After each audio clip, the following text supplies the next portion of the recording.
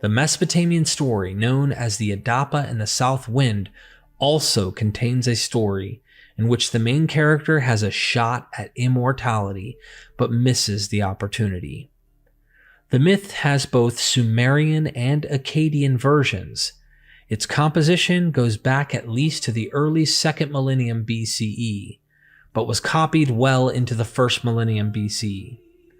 The story tells of Adapa, a wise man who serves the god of Ea, who has bestowed upon him this wisdom.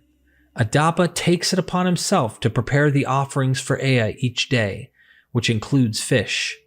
While on the water one day fishing for these offerings, the south wind blows hard and capsizes Adapa's boat.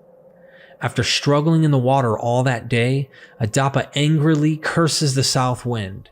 Because Ea has granted Adapa magical powers, the wing of the south wind is broken and the wind does not blow for 7 days.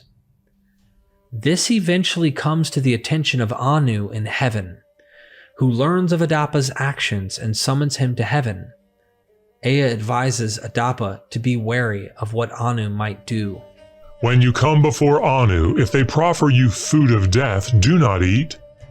If they proffer you water of death, do not drink. If they proffer you a garment, put it on. If they proffer you oil, anoint yourself.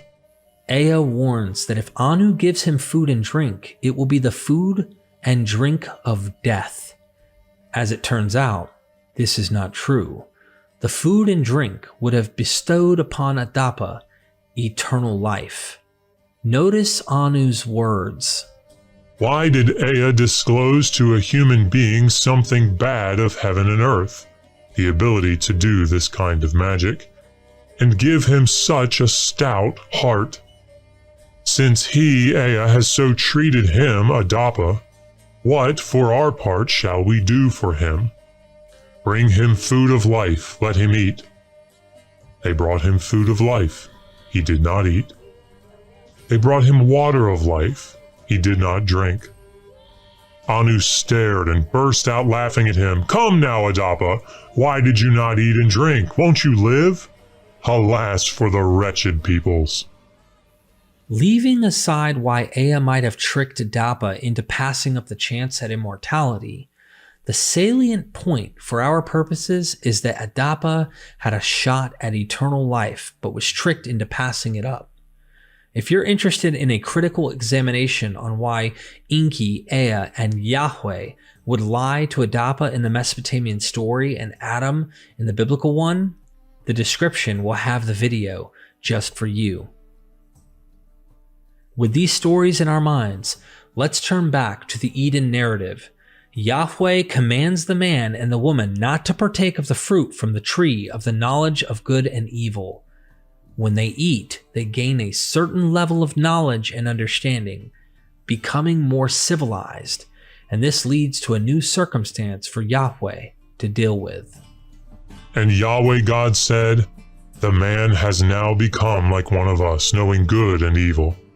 And now, lest he stretch out his hand and take also from the tree of life and eat and live forever, so Yahweh God sent him out from the Garden of Eden to work the ground from which he had been taken.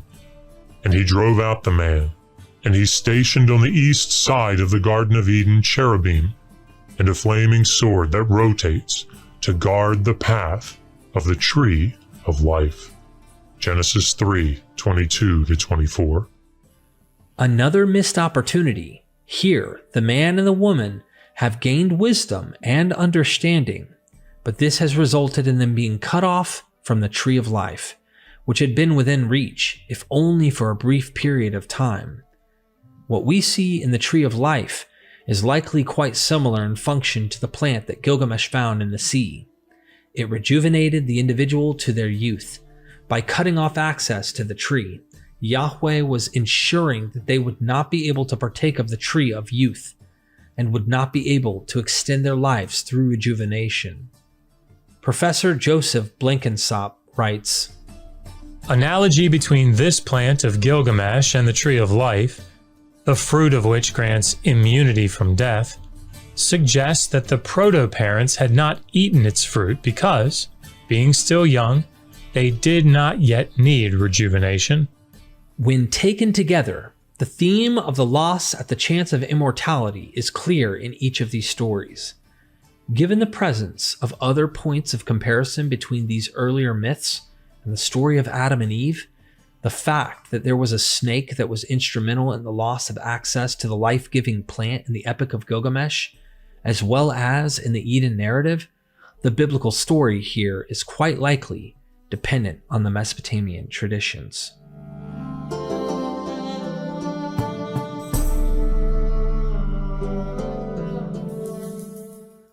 Again, I owe a huge thanks to Dr. Joshua Bowen, who is an expert in Assyriology and Hebrew Bible studies, for his invaluable insights into the intricate details you watched in this video.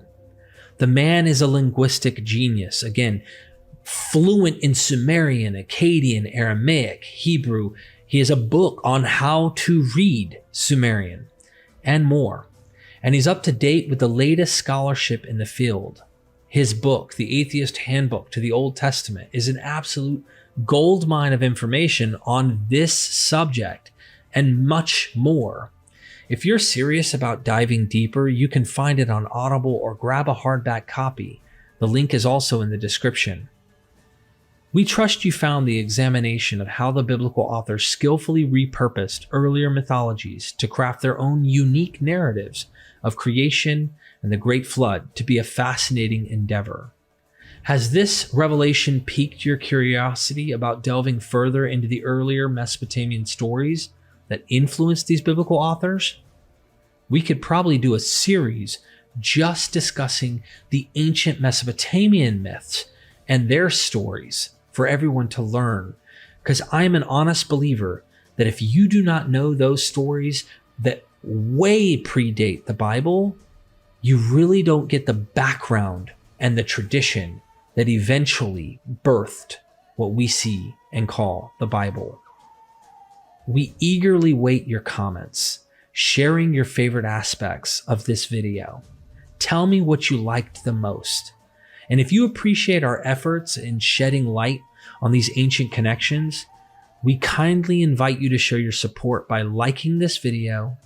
Together, let's embark on a journey of exploration and research, akin to the creation of a whole new world of knowledge inspired by the ancient myths, much like the transformative act of creating from the carcass of Tiamat. Stay tuned for our next captivating installment in this enthralling series of biblical origins documentaries, as we continue to unravel the mysteries and uncover the hidden truths woven within these ancient narratives. And never forget, we are MythVision.